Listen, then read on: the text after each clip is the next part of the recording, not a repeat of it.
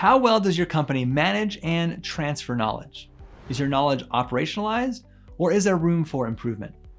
Hey, Jonathan here with ScreenSteps. And often when we ask companies this question, they don't quite know how to answer.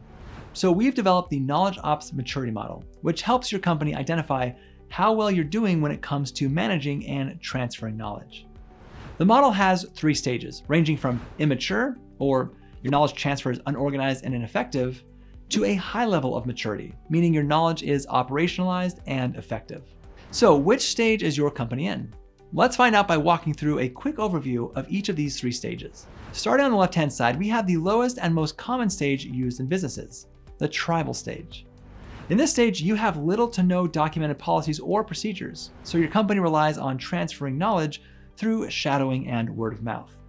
So essentially, you're requiring employees to memorize every click and step in all the processes in your operations.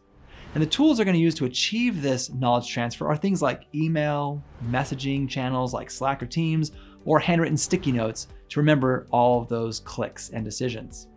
Now, ultimately, this leads to longer onboarding times, a lot of mistakes, and overwhelmed supervisors who have to jump in and answer questions on a regular basis. Now, usually what we see happen is that organizations realize they're operating on tribal knowledge and they decide to start documenting everything they know, which moves them into the second stage, the document stage.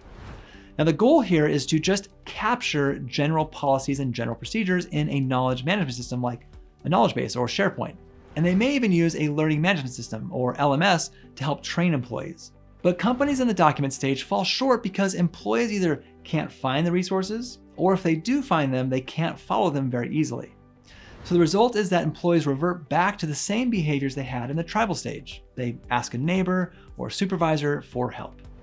So the document stage yields the same performance results as the tribal stage: longer onboarding times, a lot of mistakes, and overwhelmed supervisors who are always jumping in to put out fires and answer questions on a regular basis.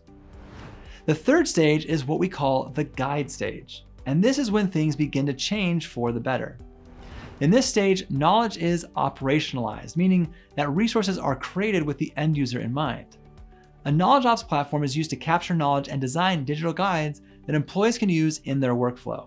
So instead of always needing to ask for help, employees can quickly find the resource they need and apply the knowledge instantly, which enables them to work confidently and independently.